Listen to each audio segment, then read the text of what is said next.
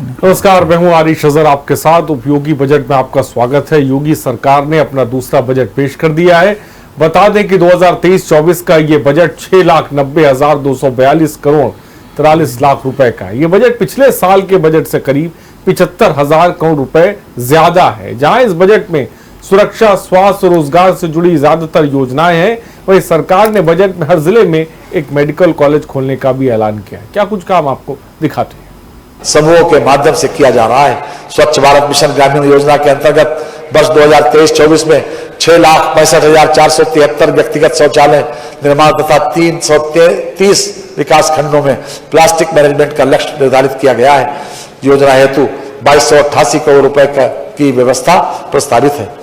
राष्ट्रीय ग्राम स्वराज अभियान योजना के अंतर्गत पंचायतों के क्षमता संवर्धन, प्रशिक्षण एवं पंचायतों में संरचनात्मक ढांचे की उपलब्धता हेतु 622 करोड़ रुपए की व्यवस्था प्रस्तावित है। मुख्यमंत्री पंचायत प्रोत्साहन योजना के अंतर्गत 2478 उत्कृष्ट ग्राम पंचायतों को प्रोत्साहित करने हेतु 85 करोड़ रुपए की व्यवस्था प्रस्तावित है। गांव में ई गवर्नेंस विस्तार करने हेतु डॉक्टर राम मनोहर लोहिया पंचायत सशक्तिकरण योजना के लिए 4 करोड़ रुपए की व्यवस्था प्रस्तावित है। मैनुअल स्कैवेंजर मृत्यु क्षतिपूर्ति योजना हेतु 1,65,00,000 रुपए की व्यवस्था प्रस्तावित है। कृषकों को कृषि की समग्र नवीनतम तकनीक से प्रशिक्षित करने हेतु एक नवोन्मेषी कार्यक्रम द मिलियन फार्मर्स स्कूल का आयोजन पूरे प्रदेश में किया जा रहा है। छात्र छात्राओं को निःशुल्क स्कूल बैग उपलब्ध कराए जाने हेतु 350 करोड़ रुपए की व्यवस्था प्रस्तावित है। बनटंगिया गांव में प्राथमिक एवं उच्च प्राथमिक विद्यालयों के संचालन एवं निर्माण हेतु 11 करोड़ रुपए की व्यवस्था प्रस्तावित है। निःशुल्क एवं अनिवार्य बाल शिक्षा अधिकार अधिनियम 2009 के अंतर्गत अलाभित समूह एवं दुर्बल वर्ग के बच्चों को वित्तीय वर्ष 2023-24 में प्रवेश दिलाए जाने हेतु 40 करोड़ रुपए की व्यवस्था प्रस्तावित है। माध्यमिक शिक्षा, वर्तमान में प्रदेश में माध्यमिक शिक्षा परिषद से संबंधित सामान्य शिक्षा हेतु 2357 राजकीय, 4512 अशासकीय सहायता प्राप्त एवं 21,023 वित्तविहीन कुल 27,892 माध्यमिक विद्यालय तथा संस्कृत शिक्षा के लिए 2 राजकीय, 971 सहायता प्राप्त एवं 267 वित्तविहीन कुल 1240 विद्यालय संचालित हैं। माध्यमिक शिक्षा परिषद उत्तर प्रदेश से मान्यता प्राप्त अशासकीय सहायता प्राप्त एवं स्ववित्त पोषित विद्यालयों के भवनों के अनुरक्षण संवर्धन के लिए विद्यालय की परिसंपत्तियों का उपयोग करते हुए विद्यालयों की आय बढ़ाने की योजना प्रस्तावित है। और आगे बढ़ते हैं। योगी सरकार के पेश हुए बजट को लेकर नेताओं का अलग अलग राय है। भाजपा सरकार बजट को मील का पत्थर बता रही है। बजट के बाद सीएम योगी ने क्या कुछ कहा, ये भी आपको दिखाते हैं। यह बजट उत्तर प्रदेश को देश की सबसे बड़ी अर्थव्यवस्था के रूप में स्थापित करने के लिए और आदरणीय प्रधानमंत्री जी के वचन के अनुरूप उत्तर प्रदेश अगले 5 वर्ष के अंदर $1 ट्रिलियन की इकोनॉमी बने, इसके लिए यह बजट नींव का पत्थर साबित होगा। और इसी दृष्टि को ध्यान में रख करके हम लोगों ने अमृत काल का यह प्रथम बजट प्रस्तुत किया है। मुझे बताते हुए प्रसन्नता है कि पिछले 6 वर्षों के अंदर प्रदेश ने जो बजट अपना प्रस्तुत किया है, आज जो बजट प्रस्तुत हुआ है 6,90,000 करोड़ रुपए से अधिक का बजट प्रस्तुत हुआ है। आप 16-17 में जो बजट प्रस्तुत हुआ था प्रदेश के अंदर, वह 3,40,000 करोड़ रुपए का था। आप देखेंगे पिछले 6 वर्ष के अंदर दुगने से अधिक की वृद्धि प्रदेश के बजट के लिए हुई है। इस दौरान प्रदेश की प्रति व्यक्ति आय दुगनी हुई है, दुगने से अधिक हुई है। प्रदेश की जीडीपी में बढ़ोतरी हुई, दुगने से अधिक की बढ़ोतरी हुई है। और इस दौरान हम लोगों ने प्रदेश के अंदर यह जो बजट के दायरों को बढ़ाया गया है, यह उत्तर प्रदेश के अनुरूप है। ये डबल इंजन सरकार की अर्थव्यवस्था को विस्तार देने की प्रतिबद्धता को भी दर्शाता है। 7वां बजट है। जिस पार्टी की सरकार को 6 साल काम करने का मौका मिला हो, दिल्ली की सरकार उनकी हो, और जब 7वां बजट हम देखते हैं तो ये बजट दिशाहीन बजट दिखाई देता है। और आज के जो समस्या हैं, ना आज की समस्याओं का समाधान और न भविष्य के किसी फैसले को आगे ले जाने का कोई रास्ता दिखता है। जिस प्रदेश में सबसे ज़्यादा आबादी गांव में रहती हो और खेती और किसानी पर निर्भर करती हो, किसानों को निराश किया है। जहां नौजवान उम्मीद लगा करके लगातार इस बैठे कि रोजगार नौकरी का कुछ रास्ते खुलेंगे, नौजवानों को निराश किया है, महिलाओं को निराश किया है इस बजट ने। और जैसा कि मैंने पहले कहा कि दिशाहीन बजट है। जो Bharatiya Janata party $1 trillion economy का सपना दिखाती हो, मैं आपसे कहना चाहता हूं कि ये वित्त मंत्री और मुख्यमंत्री दोनों कम से कम ये बताएं उत्तर प्रदेश की जनता को, जब मुख्यमंत्री जी ये सपना दिखा रहे हैं $1 ट्रिलियन इकोनॉमी का, तो उत्तर प्रदेश की ग्रोथ रेट क्या हो। राष्ट्रीय लोक दल के राष्ट्रीय महासचिव त्रिलोक त्यागी जी हमारे साथ मौजूद हैं। सर, आज की प्रेस कॉन्फ्रेंस का क्या कुछ मुद्दा है? देखिए, आज हमने जिला अध्यक्षों के, मंडल अध्यक्षों की बैठक बुलाई है और अपने संगठन को विस्तार करने के लिए मई तक हम सारा प्रदेश से लेके जिलों तक संगठन बनाएंगे और हर जिले में एक सम्मेलन किया जाएगा संगठन को मजबूत करने के लिए। ये आज मीटिंग है। ऐतिहासिक बजट उत्तर प्रदेश में आया है, 7 लाख करोड़ से भी अधिक, कैसे देख रहे हैं? देखिए, ऐतिहासिक बजट इनका ऐसा जैसे इन्होंने अभी एक सबमिट की थी। ये अभी सबमिट की थी ना, अब एक सबमिट की, सबमिट में कहा बहुत रुपए आएंगे। मेरा कहना सबमिट पर जितना पैसा ये खर्च करते हैं विदेश जाने से लेके बॉम्बे जाने तक, उतना पैसा देश में नहीं, यहाँ प्रदेश में नहीं आता है। ऐसे ही इनका बजट है। गन्ने पे क्या किया है? ना एक पैसा गन्ने के लिए दिया, ना आलू के लिए दिया, ना आपने धान के लिए दिया, ना बिजली का दाम घटाया। आपने किसान के कोई बजट बताएं, आपने कृषि आधारित उद्योगों को पैसा दिया हो, आपने लघु उद्योगों को कोई पैसा दिया हो, तो काहे का बजट है भाई? बेरोजगारी पे आपने कुछ नहीं किया, किसान के लिए कुछ नहीं किया, महिलाओं के लिए कुछ नहीं किया कि 20 करोड़ यूनिवर्सिटी में लगाएंगे। अरे भाई, यूनिवर्सिटी में लगाओ 20 करोड़, हम कह रहे हैं लगाओ, पर 20 करोड़ इधर दो ना, जो लोग खेत में काम कर रहे हैं। आप किसानों को बहका रहे हो। यूनिवर्सिटी किन की है, कैसे चल रही है, सरकार कहाँ लगाएगी, किसको पता है? हमारा कहना कि 20 करोड़ किसानों पे लगाओ, ये हमारी डिमांड। आपके हिसाब से खाली किसानों के हित में बजट सही नहीं है कि और भी कई अन्य जो बजट है वो भी सही नहीं है? देखिए, मैंने अभी बजट पूरा सुना नहीं है, पढ़ा नहीं है। मुझे किसानों का पता है, इसलिए मैंने आपको बताया। विधायकों ने वहाँ विरोध किया तो उनके साथ धक्का मुक्की हुई। हम किसानों के, हम आम आदमी के, बेरोजगारी के बजट के साथ हैं। उनके लिए कुछ होना चाहिए। आपके हिसाब से क्या कुछ होना चाहिए किसानों के लिए और बेरोजगारी के लिए? अरे, गन्ना फंड बनना चाहिए था। एक फंड सरकार बना देती कि 5000 करोड़ सरकार के पास सुरक्षित है। जो मिल मालिक पैसा नहीं देगा, उसका पैसा किसान का सरकार देगी और वो मिल मालिक से उगाएगी। आलू के लिए एक फंड बनना चाहिए, जो किसानों का आलू सड़ता है, लुटता है, उसके लिए फंड बने। बिजली का रेट घटना चाहिए, ये किसान के लिए काम है। बेरोजगार नौजवानों के लिए लघु उद्योग लगे, कृषि आधारित उद्योग लगे, वो सब नहीं हो रहा, वो होना चाहिए।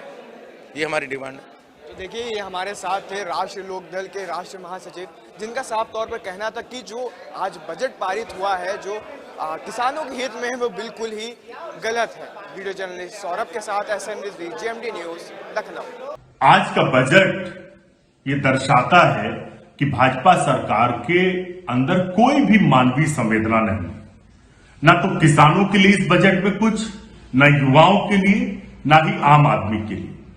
गन्ना किसान जो लगातार मांग कर रहे थे कि उनके गन्ना मूल्य की कीमत बढ़ाई जाए, लेकिन सरकार ने बढ़ाने के बजाय उनकी बढ़ती फसल पर तो नजर रखकर अपनी पीठ थपथपा ली।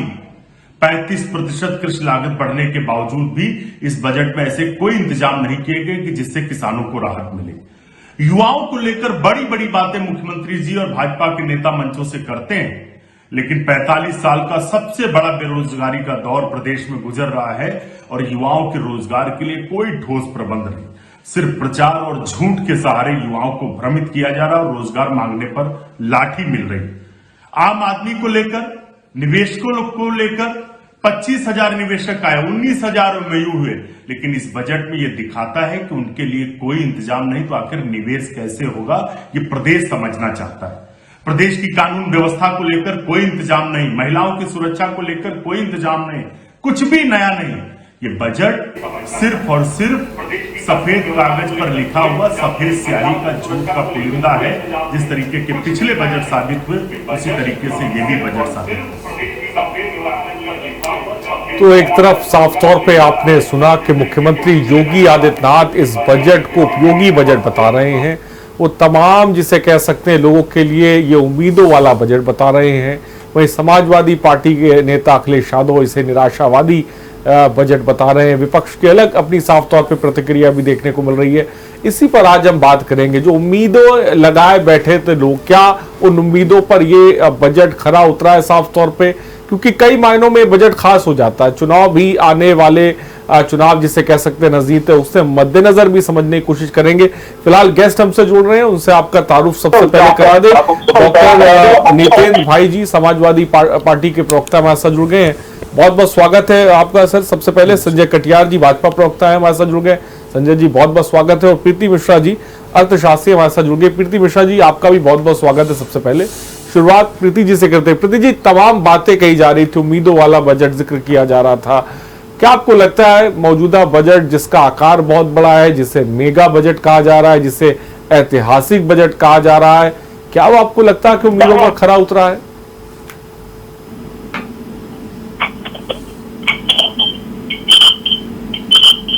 प्रीति जी, मेरी आवाज आप तक पहुंच रही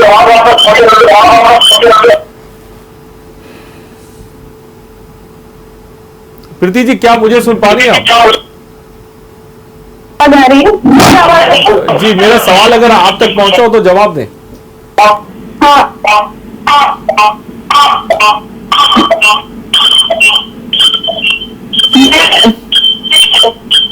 प्रीति जी बोले, आपकी आवाज हम तक पहुंच रही है।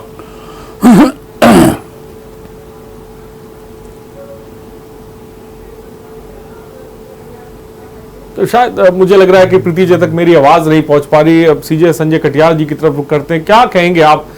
तमाम उम्मीदें बजट से पहले लोग लगाए बैठे हुए थे बजट को लेकर। क्या आपको लगता है कि ये उम्मीदों वाला बजट है? संजय कटियार जी, देखिए, ये राज्य सरकार का बजट है। केंद्र सरकार का बजट पहले आ चुका, और उसमें जो जनहित में जन चीजें होनी चाहिए पूरी मोदी सरकार ने पूरा व्यवस्था कर दी। अब राज्य सरकार इंफ्रास्ट्रक्चर को मजबूत करने के लिए, किसानों मजदूरों तक पहुंचने के लिए, ग्रामीण क्षेत्रों को लाभ पहुंचाने के लिए, बिजली सेक्टर में काम करने के लिए, सड़क क्षेत्र में काम करने के लिए, शहरों के निर्बाध आवागमन के लिए, ऊपरगामी सेतु आदि बनाने के लिए, फ्लाईओवर बनाने के लिए, मेडिकल कॉलेज खोलने के लिए, कॉलेज खोलने के लिए, इस तरह व्यवस्थाओं के लिए बजट होता है राज्य सरकारों का। और वो राज्य सरकार, योगी सरकार ने बखूबी निभाया है। और बहुत ही बड़ा, बहुत ही बढ़िया बजट और इंफ्रास्ट्रक्चर को बहुत ही गति देने वाला मजबूत बजट पेश किया है। और निश्चित रूप से अभी रोजगार पे विषय बात आए तो बहुत सारे रोजगार खुलने वाले हैं। 35 लाख करोड़ का निवेश जो उत्तर प्रदेश में होगा। हमारी कानून व्यवस्था जो दुरुस्त है, उसकी वजह से आज लाखों करोड़ का निवेश उत्तर प्रदेश में आज के पहले इतिहास में कभी नहीं आया। कालांतर बहुत सारी सरकारें ये भी बात की जा रही है कि आकार बढ़ाते जा रहे हैं, मेगा बजट, ऐतिहासिक बजट करते जा रहे हैं, लेकिन धरातल पर तो कुछ आता दिखाई नहीं देता। विपक्ष ये बात कहता है। भाई, विपक्ष तो विरोध के लिए बना है और वो विरोध करने के लिए विरोध करता है। उसके बाद तत्व देखिए, कोई मुद्दा नहीं बचा इस समय पार्टियों के पास। विपक्षी पार्टियों के पास मुद्दा तो है ही नहीं, मुद्दा विहीन विपक्ष है। बिल्कुल भटका हुआ। वो सरकार को बताते हैं, वो खुद उनकी दिशा तय नहीं है कि हम कहाँ विरोध करना, कहाँ नहीं करना है। अरे इतना बढ़िया बजट पेश हुआ, सड़कों का निर्माण हो, ऊपरगामी सेतु बने, शहरों की व्यवस्था सुधरे, बिजली किसान को आराम से मिले, बिजली मरम्मत ठीक से हो, ट्रांसफार्मर खराब हो तुरंत बदला जाए, बिजली मिले, पानी व्यवस्था, सिंचाई व्यवस्था होगी। और आज आमदनी किसान की क्या हर व्यक्ति की दोगुनी से ज्यादा हुई है उत्तर प्रदेश में। और बेरोजगारी जो कालांतर में 25% तक होती थी, अभी पिछले में 14.2% थी, आज 4.2% सिर्फ है। तो ये निरंतरता हमारी सरकार की दिखा रहे हैं ना आंकड़े। तो कौन सा कमी है? निरंतरता बजट के जो लाभ मिलने चाहिए वो दिख रहे हैं। और आज बजट पेश हुआ, आज कोई लाभ देख रहे हो अखिलेश यादव जी? वो तो कोई संभव नहीं ना। आज के बाद लाभ जनता को दिखेगा, जनता महसूस कर रही है। ठीक है। विरोध तो विपक्षी को करना, उनका काम, विरोध करेंगे, विरोध के लिए ठीक है, विरोध। विपक्ष तो विरोध करता ही है, ये उसका काम है। नितिन जी क्या कहेंगे भाई, आप एक तरफ तमाम बातें कही जा रही हैं कि भाई ऐतिहासिक बजट, मेगा बजट, दूसरी तरफ अखिलेश यादव कह रहे हैं कि ये निराशावादी बजट है, इस बजट में कुछ नहीं। क्या एक भी खूबी आपको इस बजट में नजर नहीं आई मुख्यमंत्री योगी आदित्यनाथ के द्वारा इस बजट को पेश किया गया? अजय जी, ये बजट एक परंपरागत बजट है। जैसे कहावत कही जाती है कि पूत के पांव पालने पे दिखते हैं, तो करने वालों का कुछ अलग ही नजरिया होता है। हम आगे की नजीर लेते हैं पीछे के कार्यों से। जैसा कि हमारे साथी ने कहा कि आज जो बजट है इसका परिणाम आगे दिखाई पड़ेगा, तो हम जो आज परिणाम देखते हैं वो पीछे के बजट से देखते हैं। पीछे जो बजट प्रस्तुत हुआ था उसका 50% खर्च नहीं हुआ है। तो जब पीछे आप बजट का कितना भी प्रारूप बड़ा कर लीजिए, लेकिन अगर आप उसको खर्च नहीं कर पाते हैं, आप उसकी योजनाओं का विकास नहीं कर पाते हैं और आप सही ढंग से इस्तेमाल नहीं कर सकते, प्रदेश को बजट कैसे गति मिलेगी? आज आप कितना ही बड़े बजट का नाम दे दें, क्योंकि निश्चित रूप से महंगाई बढ़ी है, आपने रेट दाम बढ़ाए हैं, जीएसटी लगाई है, टैक्स कलेक्शन हुआ है, उस टैक्स कलेक्शन को आप खर्च करना है। पूरा का पूरा इस्तेमाल हो जाता है। निश्चित रूप से अगर सरकारें हैं और सरकार काम करेंगी तो 10-5% की बात अलग होती है, लेकिन 50% तक अगर बजट खर्च नहीं हुआ है तो इसका मतलब है सरकार का नकारापन है। और निश्चित रूप से आपने देखा है कि कितने कितने सालों तक प्रेगनेंसी। मैं चाहूंगा कि जवाब ले लो इसमें। जी ठीक है, संजय कटियार जी, 50% तो पिछली बार अरे अभी तो पूरी बात ही आने दीजिए, अभी तो पूरी बात। नितिन भाई यादव जी की बात मैं समझ गया और चाहूंगा कि उनकी बात मुकम्मल हो जाए, फिर मैं आपको चलिए बताइए तो क्या। देखिए, अभी आपने जब भारतीय जनता पार्टी 2017 में 16-17 में जब चुनाव में जा रहे थे तभी किसानों की बातें किया करते थे, और किसानों का जो समर्थन मूल्य था गन्ने का वो 470 रुपए होने की बातें किया करते थे। आज तक बताइए आप 7वां बजट पेश कर पाए, किसानों को गन्ने का क्या रेट आप दे पा रहे हैं? आज 26.67 लाख हेक्टेयर पर खेती हो रही किसानों की, आज उनकी उपज का पूरा पर्याप्त मूल्य नहीं दे पा रहे हैं। आज इसका जो उद्योग कारोबार 40,000 करोड़ रुपए का कारोबार लगभग हो रहा है किसान गन्ने का, लेकिन गन्ने के किसान का लगातार जिस तरीके से उपेक्षा हो रही है। आप आलू के किसान के लिए क्या करें? आप बिजली के दाम अभी आपने बढ़ाए लगातार। आप जब आप आते हैं तो कहते हैं कि हम ये देंगे, सिंचाई मुफ्त देंगे, नौजवानों के लिए रोजगार के संसाधन उपलब्ध करा देंगे। आपने ना इस रोजगार इसमें बजट में ना नौजवानों के लिए कुछ है, ना बेरोजगारों के लिए कुछ है, ना किसानों के लिए कुछ है। तो निश्चित रूप से परंपरागत बजट है जिसको आपने कागजों में प्रस्तुत किया और इसके परिणाम जैसे साथी ने कहा आगे देखे जाएंगे। बहुत मुश्किल। संजय कटियार जी, विपक्ष मुद्दा उठाता है, आपने थोड़ी देर पहले बात की, लेकिन अहम मुद्दा उठाया है कि वे पिछली बार वाला आप 50% इस्तेमाल नहीं कर पाए, इस बार आपने आकार इतना बड़ा कर दिया कि तकरीबन 7 लाख के आसपास। धरातल पे कैसे उतराएंगे साहब, इसके बारे में तो बताइए। पिछले बजट का बात अभी नितिन यादव जी कर रहे थे, तो मैंने अभी पहले ही बताया 14.2% जो बेरोजगारी थी आज 4.2% है आज की तारीख में। तो ये अगर रोजगार हमने नहीं दिए और बजट का उपयोग नहीं किया तो बेरोजगारी घटे कैसे? सवाल ये है। कुछ रीट पढ़ के भी आए सपा के नेता। दूसरी बात, बजट खत्म करने की बात, तो भाई साहब आरिफ जी आज के पहले जब 2012-17 सरकार थी, संजय जी आपको रोकना चाहिए, मैं आपके पास हूं, मैं आऊंगा क्योंकि प्रीति मिश्रा जी ये बात मेरी पूरी नहीं, ये बात पूरी नहीं, बहुत काउंट अप जरूरी है ना, ये बात जरूरी है। चलिए बोलिए। तो इन्होंने अभी आरोप लगाया कि बजट खत्म नहीं करते, तो बजट खत्म करना होता है। एक्सप्रेस जो जमुना एक्सप्रेस बनाया 800 करोड़ को 1800 करोड़ सरकार बना के चली गई चलते चलते। तो बजट को खा जाना, भ्रष्टाचार करके बजट को खा जाना हमारी सरकार नहीं करती। जनहित में जनउपयोगी काम इसीलिए समागम हो जाता है, इसीलिए पूर्वांचल एक्सप्रेस बना। उसका लोग चलना नहीं पसंद करते डर के मारे, क्योंकि वो उद्घाटन करते हैं और 8 दिन बाद ढह जाता है। उसी लूटकांड में चाचा भतीजे में अनबन हुई थी, उसी लूटकांड में चक्कर बनाने की हालत हो गई है। इसलिए आज गंगा एक्सप्रेस को बनाने के लिए अदानी को दिया गया और अदानी की क्या हालत हो गई? भ्रष्टाचार के लिए करने के लिए नहीं होता। 100% भ्रष्टाचार का पूर्वांचल एक्सप्रेस का जीता जागता उदाहरण है। किसानों और पूर्वांचल एक्सप्रेस में इसका जीता जागता संजय जी, मैं आपके पास मैं चाहूंगा कि प्रीति जी के पास जो उनकी भी प्रतिक्रिया आ जाए। प्रीति जी, मेरी आवाज आप तक पहुंच रही है?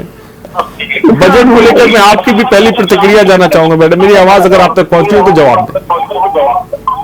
हाँ, बजट के विषय में अगर एक अर्थशास्त्री के तौर पर मैं कहूंगी तो ये बजट कुछ चीजें तो बहुत पॉजिटिव है। जैसे टोटल एक्सपेंडिचर जो हम इकोनॉमिक्स में कहते हैं कि बढ़ना चाहिए, इससे मनी का रोटेशन होता है, इकोनॉमी में एम्प्लॉयमेंट बढ़ेगा, मल्टीप्लायर इफेक्ट होगा, तो वो सारी चीजें हैं। लेकिन वही मैक्रो इकोनॉमिक एस्पेक्ट हम देखते हैं जब एक ओवरऑल इकोनॉमी की स्टेबिलिटी की बात करते हैं तो उस पर थोड़ा सा गवर्नमेंट को और ध्यान देना चाहिए। दूसरी एलोकेशन फार्मर सेक्टर में वुमेन के लिए, यूथ के लिए अच्छा है, और इसमें जो सबसे ज्यादा देश को और हमारे राज्य को आवश्यकता है वो रोजगार की। तो ग्लोबल इन्वेस्टर समिट मैंने भी अटेंड किया था, उसमें जो कुछ चीजें बहुत अच्छी थी कि स्टार्टअप पे फोकस किया गया था, मेरे स्टूडेंट्स की वजह से अटेंड किए थे। इसलिए मुझे एक चीज जो लगती है कभी वो पॉलिसी का फोकस बहुत जरूरी है।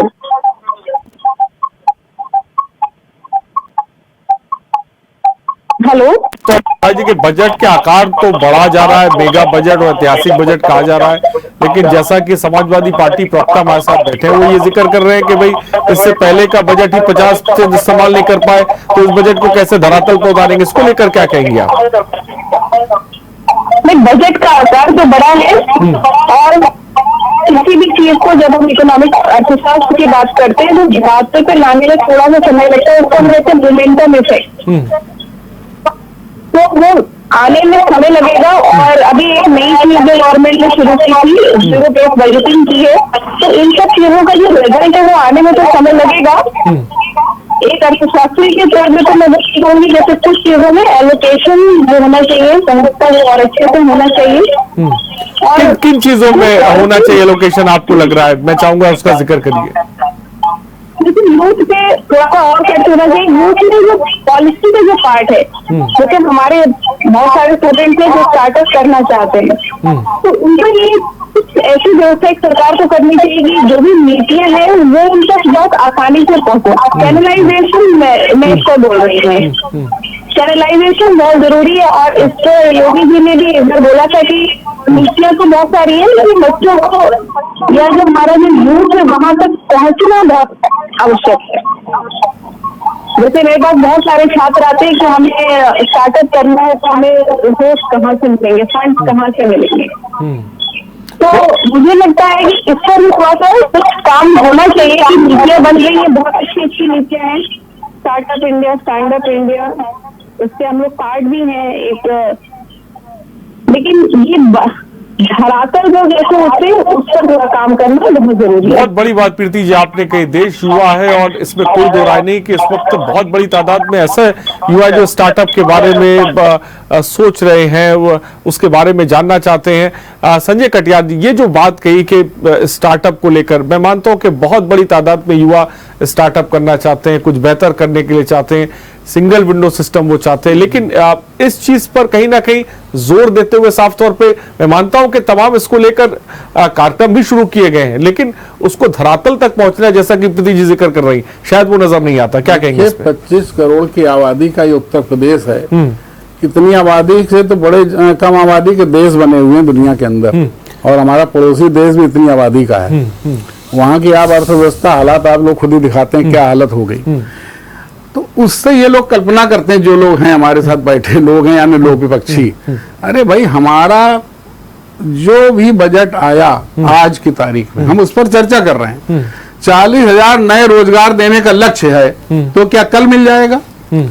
इसका पूरा व्यवस्था सिंगल विंडो, भ्रष्टाचार मुक्त तरीके से किसी भी चीज का लाइसेंसिंग, कंपनी चलाने का रजिस्ट्रेशन, किसी भी फैक्ट्री इंडस्ट्री को लगाने की सारी फॉर्मेलिटीज सिंगल विंडो कम से कम फॉर्मेलिटीज के साथ करने का काम योगी सरकार ने किया है। तो उसका लाभ ही तो तभी तो हमारे यहाँ आज जो फंड आने का जो व्यवस्था बनी और जो 35 लाख करोड़ का निवेश आने का रास्ता बना, वो इसीलिए बना कि हम कानून व्यवस्था में अव्वल हैं। उत्तर प्रदेश आज के पहले कभी नहीं रहा। हमें बता दें कि 2012 से 17 तक कितना आ गया था और 2007 से 12 तक कितना आ गया था। तो 12 से 17 तक तो रहे ना नितिन भाई यादव की सरकार थी, समाजवादी पार्टी, कितना आया था बता दें।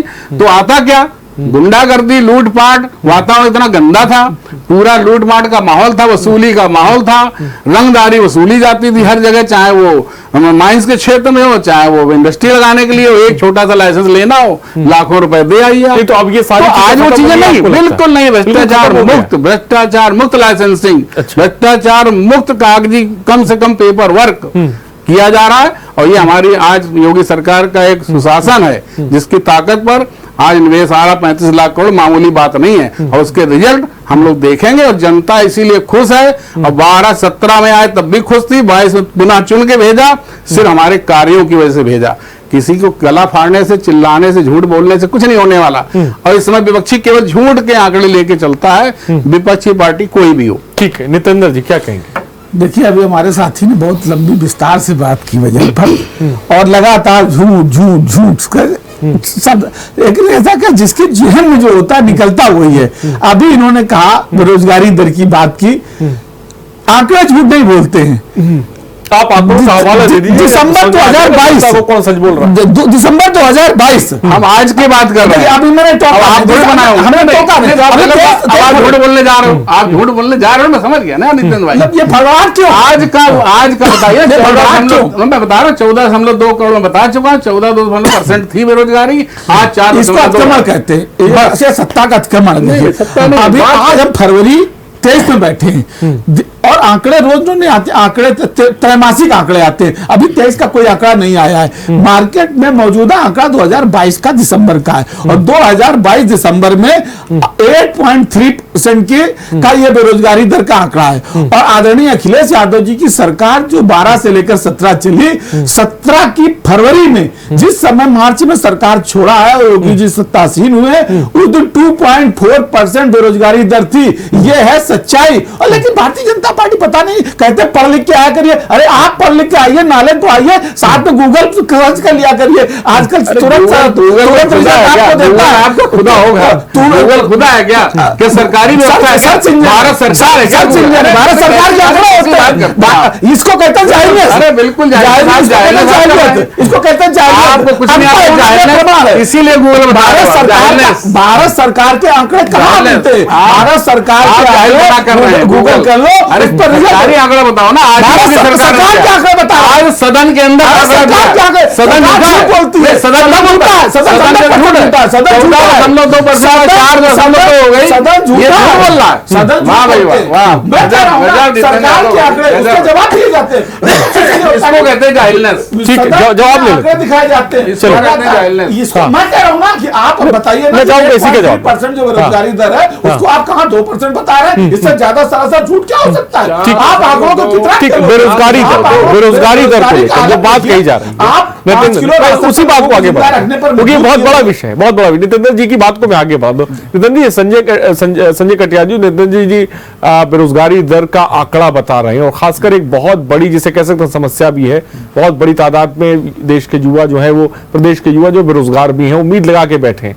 कोई डेडलाइन भी, जैसा कि आपने जिक्र किया कि होगा, क्यों डेडलाइन नहीं दी जाती कि भाई ठीक है, जो बेरोजगार हैं उनके रोजगार के लिए एक तरह की डेडलाइन दी जाए? और जो वो डेटा सामने रखे उसको लेकर क्या कहेंगे? 40,000 नए रोजगार देने का लक्ष्य ले लिया ना। अरे लक्ष्य तो बहुत लिए जाते हैं, कल दे देंगे। अरे भाई बात तो कब तक भ्रष्टाचार है ना, भ्रष्टाचार का मुद्दा था, इन्होंने भ्रष्टाचार की बात की थी। अभी इसी सरकार के अभी पहले मुझे करवा दीजिए। अभी चूंकि आपने भ्रष्टाचार पे कहा था, आपने भ्रष्टाचार पे कहा था, पार्टी सत्ता से बाहर ही भ्रष्टाचार। अरे आप भ्रष्टाचार का नमूना, भ्रष्टाचार गुंडागर्दी को लेकर ही जनता ने बाहर किया था। इसका जवाब फिर उसी पर आज भी थोड़ा संकेत अखिलेश यादव ने दिखाया, चिल्ला के डिबेट संकेत दिया उन्होंने। बार बार उसी बात को कह रहे थे। मैं जवाब दे रहा हूँ, आप ले नहीं रहे। आप डिस्टर्ब कर रहे हो, आप शांति से सुनना नहीं चाहते, आप डिस्टर्ब, आप बार बार उसी बात को आपका विषय नहीं है। आप मेरी जवाब दे दीजिए। ऐसा डिबेट होता है, आप सुनना नहीं चाह रहे, आप बोल चुके हैं, आप बार बार बोले तो मैं एक घंटा समय खराब कर नहीं है। मैं चाहूंगा कि उसी पॉइंट पे आगे रोजगार कहाँ से जुड़ता है? मैं वही बता रहा हूँ, वही सुनना नहीं चाह रहे। आप देख लो ना सामने, मैं जवाब दे रहा हूँ, आप विपक्ष में भाई मजबूती से बैठिए, छोड़ने की जरूरत। चलिए संजय कटिया जी। अरे मैं प्रमाण दे रहा हूँ, बात आई है, मैं रोजगार कहाँ से, कब सकते हैं? फिर मैं संजय कटिया जी, प्राइम मिनिस्टर के बयान हम नहीं देख रहे हैं। आप नहीं देखना चाहते ना, आप देखो ना, हमें जवाब नहीं देखना चाहते, आप देखो, हमें जवाब देने दो। आपको झूठ बोलना है, केवल झूठ। ठीक है संजय कटियार, आप बोलो ना, प्रमाण दे, आपको क्यों झूठ बोलना? भारतीय जनता पार्टी से संजय कटियार एक एक करके बोलेंगे, देखिए तो सबकी बात समझ में आएगी। ऐसे चलता ही नहीं, ठीक है मैं एक एक करके बोलिए, एक एक बोलिए, ठीक है आपका तो पॉइंट है, एक पॉइंट करके। एक छोटा सा उदाहरण, एमएसएमई सेक्टर के क्या हालात है आपको सब से छुपे नहीं, किस तरीके से लघु उद्योगों को, मंझोले उद्योगों को कैसे बर्बाद किया गया, और उसका सीधा सीधा प्रमाण है कि उसी सरकार का मंत्री जिसके नाम से ग्लोबल समिट को लेकर समाजवादी पार्टी का प्लाट जिसके नाम पर हो और 6 से 7 साल तक सरकार हो जाए ना, कैंसिलेशन ना उसका चर्चा की जाए। ग्लोबल समिट को लेकर आप क्या सोचते हैं? बिल्कुल, और निश्चित रूप से भ्रष्टाचार की बात करें, झूठ पे आ गए, भ्रष्टाचार की बात कर रहे हैं, उन्होंने कहा उसी मंत्री के प्लाट पर 6 साल तक डंपिंग हो,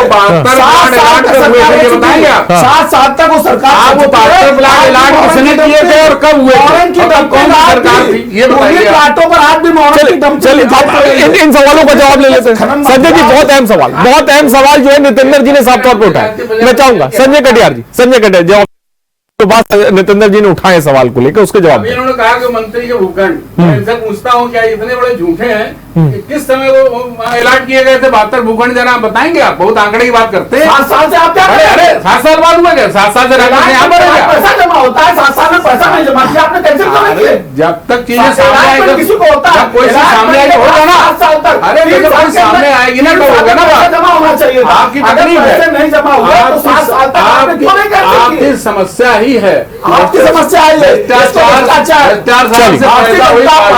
भ्रष्टाचार की पोषक और समाज। ब्रेक का वक्त, मैं आऊंगा।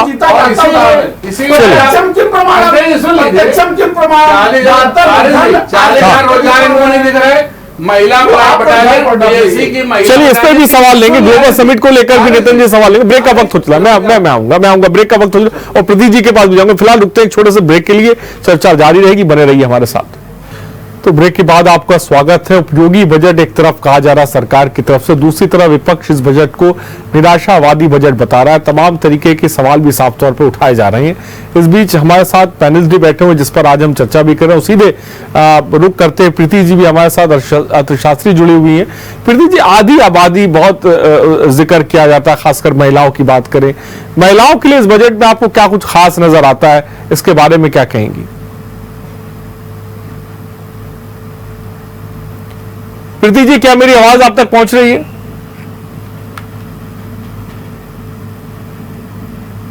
शायद मुझे लग रहा है प्रीति जी तक मेरी आवाज। संजय कटियार जी, जो नितेंद्र जी ने सवाल किया ब्रेक से पहले, मैं चाहूंगा कि उसका जवाब दें। अभी महिला वाली बात से प्रश्न उठा रहे थे नितिन भाई, मैंने बताया कि अभी 3 बटालियन पीएससी में महिलाओं के नियुक्त करने का, 3 बटालियन बनाने का घोषणा आज बजट में हुई है। तो क्या ये महिलाओं को रोजगार नहीं मिलेगा? क्या महिला सशक्तिकरण पे एक हमारा कदम नहीं है? महिलाओं पर ये हो रहा है। 40,000 युवाओं को देने की बात है, भी आप देख रहे हैं। आंकड़ा घटा है, ये मानने को तैयार ये ना हो, लेकिन आंकड़ा तो आंकड़ा है, वो बोल रहा है हमारी बेरोजगारी आज 4.2% सिर्फ है। अब महिला पीएससी बटालियन बनेगी तो महिलाओं को रोजगार मिलेगा, तो सशक्तिकरण हुआ ना। किसी भी पेंशन को अगर हम बजट बढ़ाते हैं तो वो भी तो पेंशनर जो इसके पात्र हैं उनको भी लाभ मिलेगा ना। रोजगार बढ़ता है जब आपके यहाँ कोई इंडस्ट्री लगे, बड़े बड़े उद्योगपति आए और वहां पर कुछ भी बने, इंफ्रास्ट्रक्चर बने, तभी रोजगार होता है। सड़कें बने, रोजगार मिलता है। फ्लाईओवर बने, रोजगार मिलता है। मेट्रो आगे बढ़े, रोजगार मिलता है। तो कैसा रोजगार की श्रेणी में नहीं आता? तो नितिन यादव जी या समाजवादी पार्टी देखना नहीं चाहती विकास को, या विकास को देख कर भी अनदेखा कर रही है।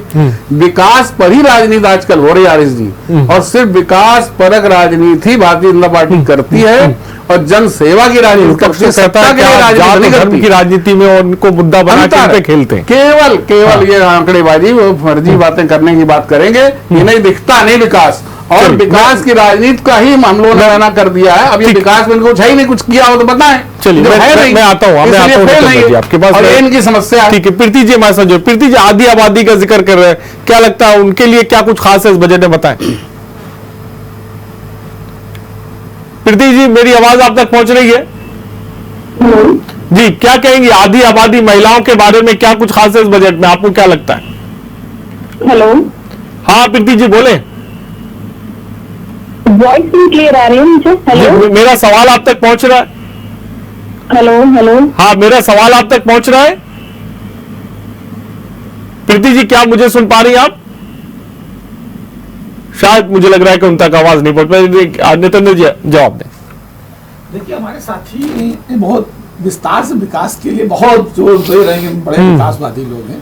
मेरा सिर्फ 2 प्रश्न है कि समाजवादी सरकार ने 5 प्रदेश के 5 जिलों को मेट्रो शहर बनाने का काम शुरू किया था। कानपुर, लखनऊ, आगरा, वाराणसी और गोरखपुर। 3 पर शुरुआत हो गई थी, लखनऊ, कानपुर, आगरा। वो आज तक उस पर से एक लाइन आगे अगर बढ़ी हो, उसको छोड़ दिया। बनारस को क्यों छोड़ दिया गया मेट्रो से? माननीय मुख्यमंत्री जी गोरखपुर को क्यों नहीं मेट्रो शहर बना पा रहे? ये सिर्फ जो एक हम लोगों ने विकास की लाइन दी है। मैंने क्या कहा था कि ये परंपरागत बजट है। कानपुर को तो 580 करोड़ दिए गए। निश्चित, अरे आप सुनिए ना, मैं क्या कह रहा हूँ। मेट्रो की बात अभी इन्होंने की, मेट्रो बनती तो विकास होता, निश्चित रूप से मैं स्वीकार करता हूँ। फ्लाईओवर बनते तो निश्चित रूप से विकास होता, सड़कें बनती तो विकास होता। मैंने क्या नया क्या कर रहे हो आप? जो लाइन एक समाजवादी सरकार दे के गई थी, अभी भी उसके उद्घाटन करते पीछे 5 साल। ग्लोबल इन्वेस्टर समिट को लेकर क्या सोचते हैं? ग्लोबल इन्वेस्टर समिट निश्चित रूप से वही है। वही मैं क्या कह रहा हूँ कि ये पहली बार तो है नहीं, तीसरी इन्वेस्टर समिट है। इसके पहले 2 इन्वेस्टर समिट यहीं यूपी में हो चुके हैं। नया तो इन्हीं ने कुछ किया, आपने उस समय किया। निश्चित, मैं क्या कह रहा हूँ, रिजल्ट तो दीजिए ना आप उसका। आप टैक्स पेयर के पैसे को जिस तरीके से आप टाई सूट वालों को बुला के लग्जरी भोजन करा करके आप विदा कर रहे हो, वही एमपी चले जाते हैं, वही आपका कर्नाटक चले जाते हैं, वही दिल्ली में बैठ के आ जाते हैं, वही आज यूपी में आ गए। आप एमयू को पिछले अभी इन्होंने एक कार्य योजना बनाई है, उसके परिणाम अभी आगे देखेंगे, उसका फॉलो अप। इसके पीछे 2 समिट की उसका फॉलो अप नहीं किया, और लोग एमयू साइन करके और अच्छा खाना खा करके होटल में रह करके टैक्स पेयर के पैसे बर्बाद करके चले गए। आज इन्होंने कहा कि 1 डिस्ट्रिक्ट 1 प्रोडक्ट, तो बताइए कि 1 डिस्ट्रिक्ट 1 प्रोडक्ट पर कन्नौज बगल का शहर है, जिस पर इतना बड़ा परफ्यूमरी पार्क बनाने का काम समाजवादी सरकार ने किया था। आज 6 सालों में सरकार को बहुत बढ़िया किया। हाँ, तो वो तो आपका था, आपका था, वो तो आपका था। क्या हुआ उसका? क्या हुआ उस आदमी का? केस खत्म कर दिया गया, खत्म हो गया। वो भारतीय जनता पार्टी का, वो तो गलती से कर दी, गलती से पंपी जैन की जगह पीयूष जैन को पकड़ लिया धोखे से, और बाद में भारतीय जनता पार्टी पछताती रही, और आज उसके मामले को सेटअप कराते घूम रहे हो आप लोग। मैं तो कह रहा हूँ उसको फिर से ले जाओ और फिर से जेल में डाल दो जाकर के। ये तो भारतीय जनता पार्टी उसी सवाल को आगे बढ़ाते हैं। ऐसा भारतीय जनता पार्टी के सवाल को करते हैं। कोई अच्छा काम करता पाए। संजय कटियार जी, मैं चाहूँ संजय कटियार जी का जवाब है। एक उदाहरण बताऊं, विकास की बात बहुत अभी कह रहे हैं, हम गला फाड़ रहे हैं। अरे भाई, एक मैं उदाहरण बता रहा हूँ आप ही कार्यकाल का, तो आप लोगों ने भी देखा होगा आरिफ जी, 2012 से 17 तक आपकी सरकार थी, समाजवादी पार्टी। चलिए हम बसपा की बात नहीं करते, लेकिन फिर भी जोड़ेंगे इसलिए कि वो भी विपक्ष में हैं थे। 12 तक वो रहे, 7 से 12 बसपा, 12-17 समाजवादी पार्टी। बुंदेलखंड जाने के लिए आपका कानपुर से जो हाईवे बना हुआ है झांसी तक जाने के लिए वो बन रहा था, कालपी में जाकर के 3.5 घंटे लोग जाम में फंसते थे, चाहे उधर से आने में चाहे जाने में। 7 घंटे यात्रा लगती थी झांसी जाने में। क्यों लगती थी? उस पर कभी आपने सोचा? बहुत बड़े विकास परक थे आपके अखिलेश यादव, क्यों लगता था? उसका कारण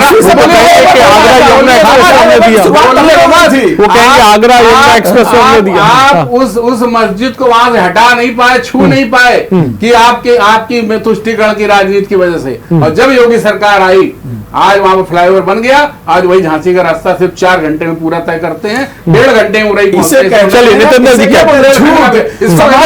सरकार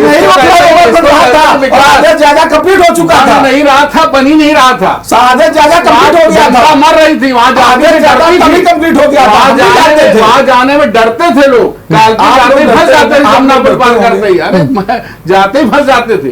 और वो आज समाधान किया गया, कोई वहां और कुछ नहीं, समाधान इनके पास नहीं किसी चीज का, सिर्फ तुष्टीकरण। जनता मरे मर जाए, 2 किलोमीटर हम लोग समाधान करते हैं। संजय कटियार जी, तुष्टीकरण की राजनीति क्या बीजेपी सहमत से समाधान संजय कटियार जी, तुष्टीकरण की राजनीति क्या बीजेपी नहीं करती? नहीं, हमने बिल्कुल नहीं करती। हमने भी क्या कहा, सहमत से समाधान किया। हाँ। और समाधान से आज लाखों जनता आराम उठा रही है। आज आप झांसी तक जाइए, आपको फर्क खुद ही महसूस हो जाएगा कि क्या दिक्कत थी काल्पनिक बात और आज क्या है। अगर हकीकत में झूठ न बोले, काल्पनिक की तरफ बाद में जा रहे हैं, बाद में तुष्टीकरण की बात हम कर रहे हैं, तो क्या बीजेपी नहीं करती? हाँ, तुष्टीकरण की वजह से तो ये 12 साल पड़ा रहा ना मामला, 10 साल चाहे बसपा सरकार है, समय सरकार तब क्यों नहीं हुआ? बंद बना था, हाईवे तब से बन रहा था, मगर वो वहीं पर जाकर क्यों अटक जाता था कि तुष्टीकरण। जवाब दे इसका मैं चाहूंगा। और मैं फिर ताजा और बता दूं, अभी आप दिल्ली अलीगढ़ बन रहा है, यहाँ पर भी एक मजार हुआ करती थी। मैं अपने होश से मैं देखता था चौबेपुर के आगे, और वो भी नहीं शिफ्ट हो पाई इनके कार्यकाल में, पड़ा रहा ऐसे ही,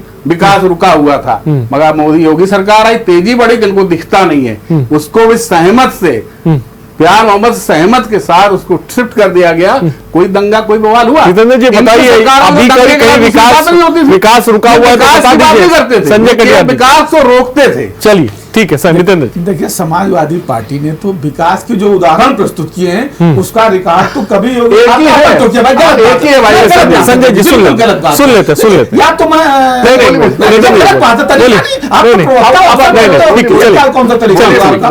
हम आपको टाइम वेस्ट न करो, आपको पूरा मौका दिया गया, आपने बोला, दूसरा बोलेगा तो उसमें उंगली बोल लीजिए। देखिए, समाजवादी पार्टी ने जिस तरीके से विकास के मॉडल प्रस्तुत किए हैं, योगी जी कभी उस मॉडल को ब्रेक नहीं कर सकते हैं। आपका एक सीधा सीधा उदाहरण जो बिना ब्रेक के है कि 302 किलोमीटर का लखनऊ आगरा एक्सप्रेसवे मात्र 22 महीने के कार्यकाल में कंप्लीट और उद्घाटन, जिसमें हवाई जहाज उतार करके उसका उदाहरण प्रस्तुत किया गया, जिसकी नकल बाद में बाकी लोग करते आए। लखनऊ के अंदर मेट्रो को चला करके, उद्घाटन करके, चला के 5 साल के अंदर के कार्यकाल में दिखा दिया गया। इतना बड़ा इकाना स्टेडियम, जिसका बार बार जिसका नाम बदल लिया बाद में योगी जी ने, अटल बिहारी जी के नाम पर रखा, कितना बड़ा काम करके आदरणीय अखिलेश यादव ने दिखा दिया।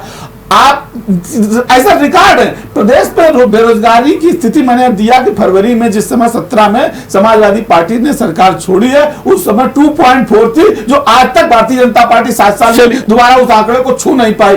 हमने कितने समाजवादी पेंशन 55 लाख महिलाओं को लगातार उस समय देते थे, हमने नौजवानों को लैपटॉप दिए, कन्या विद्या धन दिया, सबको, किसानों को सम्मान निधि। आज की बात करें, हम किसानों को लगातार ओलावृष्टि होती थी, 8 दिन में पेमेंट करते थे। तो जो हम लोगों ने काम किया, संजय कटियार जी मैं प्रोग्राम को खत्म करना हूं। संजय कटियार जी फाइनल कमेंट जल्दी से। देखिए, हमारी सरकार में गरीबों और किसानों की बात करने वाला बजट है, और वो हम काम कर रहे हैं, करते आए हैं, और इसीलिए जनता ने हम पर विश्वास किया। चाहे 14 हो, चाहे 19 हो, चाहे 22 हो, 17 हो, और पुनः 2024 की हम बात करते हैं, 80 में 80 सीटें हम जीतेंगे। चलिए, अपने काम और विकास देखने वाली बात होगी। ठीक है, जनता जवाब देगी, देखने वाली बात होगी। मेगा बजट की बात की जा रही है, वो धरातल पे कैसे उतरेगा ये भी देखेंगे। फिलहाल बहुत बहुत शुक्रिया नितिन जी हमसे जुड़ने के लिए। संजय जी आपका बहुत बहुत शुक्रिया, और प्रीति जी आपका भी बहुत बहुत शुक्रिया हमारे साथ जुड़ने के लिए साफ तौर पर। और इन सब के बीच आपको बता दें, लोगों ने बजट को लेकर अलग अलग राय भी रखी। जिन्हें बजट को लेकर थोड़ी बहुत जागरूकता है, उन लोगों ने कहा कि महंगाई चरम सीमा पर है, अगर शिक्षा, कृषि, रोजगार पर थोड़ी राहत मिलती। क्या कुछ कहा, चलिए हम आपको दिखाते हैं। उत्तर प्रदेश विधानसभा सत्र का आज तीसरा और बेहद महत्वपूर्ण दिन था, क्योंकि 25 करोड़ की आबादी वाले प्रदेश के लिए आज बजट पास किया गया है। योगी सरकार द्वारा छठा बजट पारित किया गया है, जो कि करीब 6,90,000 करोड़ से भी अधिक था। अब देखने वाली बात ये होगी कि इस पर जिसके लिए ये बजट पास किया गया है, उस जनता की क्या कुछ राय है, क्योंकि हमेशा की तरह किसानों और महंगाई को लेकर काफी चर्चा हो रही है। अब देखते हैं और बात करते हैं जनता से कि इस बजट को लेकर क्या कुछ विचार रखती है। जो बजट पेश किया गया है, उससे आप सहमत हैं कि नहीं? बजट जो है बहुत ही निराशाजनक है। उससे हम या हमारी लगभग प्रदेश की जनता असहमति है, इसलिए कि बजट जो है गरीबों के लिए, बेरोजगारों के लिए, किसानों के लिए और गरीबों के लिए बिल्कुल ही निराशाजनक है। इसलिए उससे कोई सहमति का सवाल ही नहीं है। अगर आपकी राय माने तो किस हिसाब से होना चाहिए इस बजट को? इस बजट को पहले तो उन्होंने कहा था कि हम 2022 में किसानों की आय दोगुनी कर देंगे, तो क्या आय दोगुनी हो गई? जबकि हर चीज़ का सामान जब बढ़ गया है और बढ़ता ही जा रहा है, तो उससे किसानों की भी हालत खराब हुई। और केवल डीजल के चाहे पेट्रोल के डीजल के महंगा होने से जो हम सड़कें बनाएंगे, विकास स्कूल बनाएंगे या हॉस्पिटल बनाएंगे, उस पर भी उसका भार जो है बढ़ेगा। इसलिए महंगाई पर कोई कंट्रोल नहीं, बेरोजगारी पर कोई उसमें वादा नहीं हुआ और किसानों के लिए, खास तौर से मजदूर किसानों के लिए, भूमिहीनों के लिए कोई भी उसमें ऐसी बात नहीं कही गई जिससे कि हमारे देश में खुशहाली आ रहे, हमारे प्रदेश में खुशहाली आवे। ये बहुत ही निराशाजनक है। जो बजट पेश किया गया है प्रदेश को आत्मनिर्भर बनाने के लिए किया गया, क्या लगता है आत्मनिर्भर बन पाएगा? अरे कहाँ से आत्मनिर्भर कहाँ से वो आत्मनिर्भर बन पाएगा भाई, जब इसी तरीके से झोपड़ी फूकी जा रही है और झोपड़ी में जला दिए जा रहे हैं लोग, तो जो है हमारे प्रदेश में कोई आइबे नहीं करेगा, दूसरे आदमी आएंगे ही नहीं हमारे यहाँ कारोबार लगाने। तो वहाँ तो बुलडोजर चल रहा है, तो हम क्या चलें? तो यहाँ के लिए आत्मनिर्भर बनने का कोई सवाल आप कह रहे हैं कि कोई आएगा नहीं, लेकिन अभी G20 हुआ और ग्लोबल इन्वेस्टर समिट हुआ, वहाँ पर तो बड़े बड़े उद्योगपति आए और यहाँ पर निवेश करने की बात कही गई। वो उद्योगपतियों की ही सरकार है, उद्योगपतियों लायक कोई काम मिल जाएगा। प्राइवेट सेक्टर में कुछ काम मिल जाएंगे, प्राइवेट हॉस्पिटल बनेंगे या प्राइवेट और भी बहुत सी चीज़ें बनेंगी जिससे प्राइवेट लोगों को फायदा होगा, न कि आम जनता को। क्या लगता है भाई साहब, जो बेरोजगारी और जो महंगाई है उस पर कहीं ना कहीं शिकंजा कसेगी ये बजट? बेरोजगारी पर शिकंजा कसना बड़ा आसान नहीं है। सरकार इस दिशा में कोई कदम नहीं बढ़ा रही है। किसानों के हित में कोई बजट नहीं है। किसानों के हित में कोई बजट नहीं है। कैसा होना चाहिए था किसानों के लिए बजट? किसानों को उपज का दूना दाम देने के लिए सरकार ने वादा किया था। किसानों की वही बदहाली आज भी बरकरार है। आज एक क्रय केंद्रों पर महामारी चल रही है, बहुत से किसानों के धान अभी घर में पड़े हुए हैं, उनके दाम नहीं मिल पा रहे हैं, क्रय केंद्रों की कमी है, इसलिए परेशान पूरे प्रदेश के किसान परेशान हैं। भाई साहब क्या लगता है बजट क्या है? और निराशाजनक बजट है, नेताजी बता दिए सही है। नहीं तो क्यों निराशाजनक? बता दो, पूरा उसका उल्लेख देखा जाएगा तब बताया जाएगा। अभी तो लगभग आपको मुद्दा बताएगा कि निराशाजनक है, पब्लिक की उम्मीद से करेगा। तो देखिए कुछ लोग हमारे साथ थे जो बजट पर अपनी अपनी प्रतिक्रिया दे रहे थे। हालांकि जो जनता है वो अभी विशेष रूप से इस बजट की कहीं ना कहीं जो है वो जानकारी नहीं रखती है, क्योंकि सरकार का बजट जो भी हो, इंसान अपने घर परिवार का बजट मेंटेन करने में लगा रहता है। और ये साफ लोगों का कहना है कि इस बजट से कहीं ना कहीं निराशा है, तो कहीं ना कहीं कुछ चीजें सही भी नजर आ रही है। अब देखना ये होगा कि पूरी तरह से बजट जानने के बाद लोगों का इस पर क्या कुछ कहना होगा। वीडियो जर्नलिस्ट सौरभ के साथ SM news VGMD news Lucknow. अगर आपको हमारा वीडियो पसंद आया हो तो हमें लाइक करें, सब्सक्राइब करें और ज्यादा से ज्यादा शेयर करें। और हाँ, बेल आइकॉन दबाना ना भूलें ताकि हर खबर का अपडेट आप तक पहुंचे तुरंत। आप हमें इंस्टा, ट्विटर और फेसबुक पर भी फॉलो कर सकते हैं। हमारी ID है @JMD News।